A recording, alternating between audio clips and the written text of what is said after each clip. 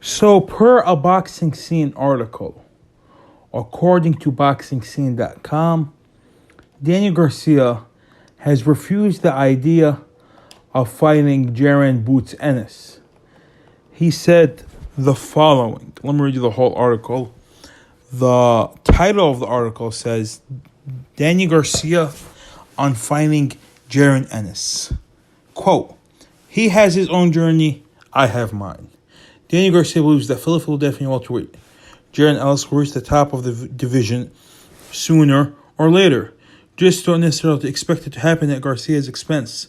Garcia, the former two-division titleist and one of the most prominent fighters to emerge from fight-rich Philadelphia in recent memory, recently gave his thoughts on Ennis, the 24-year-old many consider to be the brightest talent in the upcoming generation of top welterweights. Like Garcia, Ennis is also from Philadelphia, but a matchup between the two does not seem likely, judging from Garcia's latest comments. Quote, it's boxing, like I said before, anything can happen, so you can never say never, unquote, Garcia said of fighting Ennis in an interview with FightHub.tv. Quote, but as far as I know, I feel like he's got his own journey and I got my own journey. I earned my stripes in the game already. He's going to build his legacy, and I'm looking for better and bigger things, unquote. Garcia spoke fondly of Ennis, saying that he expects the undefeated southpaw to take over the 147-pound class in one or two more fights. Ennis is currently scheduled to face Castillo Clay in Eliminator May 14 in Los Angeles on the undercard of the Jermell Charlo vs. Brian Castillo in a 154-pound undisputed rematch. Quote, Philly supports Philly, Garcia said. Quote, he's a young, upcoming fighter. He's hungry. He's almost there to be a champion. But I feel, as far as him, like I told him, he's going to build his own legacy. Just like I built my own legacy. You know what I'm saying? Like I said before, I think the welterweight division in one or two more fights is going to open up. And I feel like he's going to be the one to take over the division. So that's Danny Garcia for you guys. Danny Garcia has no interest in fighting anyone elite anymore. He got a decent payday against Errol Spence a year and a half ago. What was it, like November 2020? Before that, when was the last time he fought before that? Let me search up his box real quick, because I don't even remember Danny Garcia fighting in a while, man. Like, am I tripping, or was the last fight for him against Ivan Redkach? Way back in the day? Let me just check real quick. Danny Garcia, 36. Yeah, it was against Ivan Redkach in January 2020. So in the past, 16 months, he hasn't had a fight. He doesn't have a fight scheduled for any time. We saw the BBC schedule, so he's not fighting all of summer. Maybe comes back in the winter. So he'd be out 2 years, and he expects to contend at light middleweight. I remember he was a decent fighter. He was never the best guy in the world, if you know what I mean. Like, his best win of his career was against Lucas Martin Matisse, which was a great win at 140 pounds. But that's about it. Like, I'm just looking at his resume. I guess the Amir Khan victory was a good victory. His 2 wins against very, very old, out-of-shape Eric Morales was a good victory, I guess. Having a controversial decision over a very old Kendall Holt was a decent victory, I guess. Zab Judah, who was, 40 years old when they fought?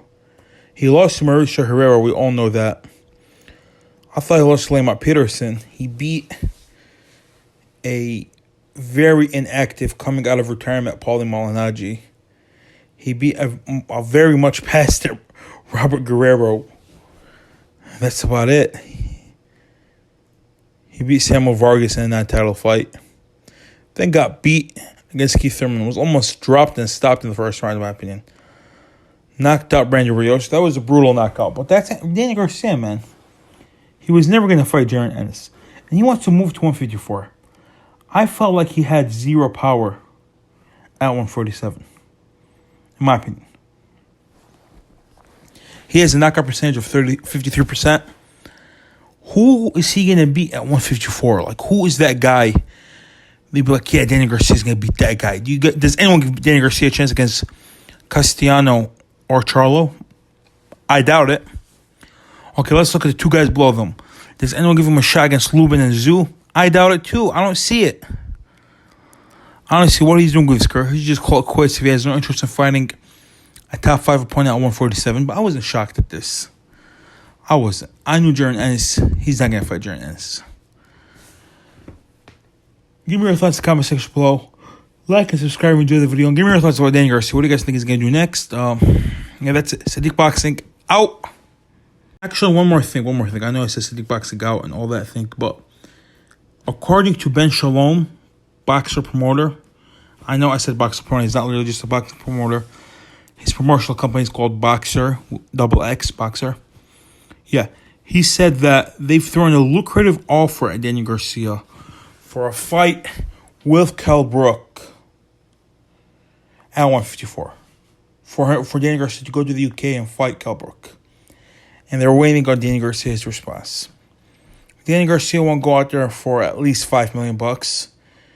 And I think that fight would be semi-competitive. I think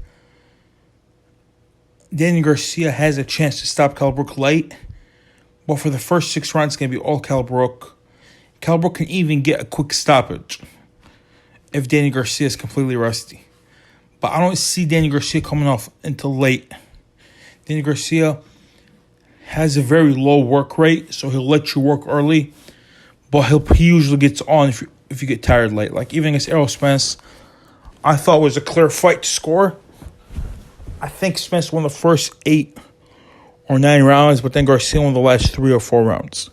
It was something like that. Even the judges have those scorecards: 9 rounds to 3 and 8 rounds to 4 twice. I don't remember which exact rounds, but it was either he won the first 8 or the first 9. And then Garcia came off late. Expect a similar fight, but possibly he could stop Brook late. But if I had to bet, I'd pick Kell Brook by decision. Even if it was as close as the Spence fight, I'm not saying the Spence fight was close, but even if it was like that competitive, Brook would still get out like 11-1, 10-2. Looking at how judging is right now in the UK. Let me know what you guys think in the comment section below. This time for real. Sadiq Boxing out.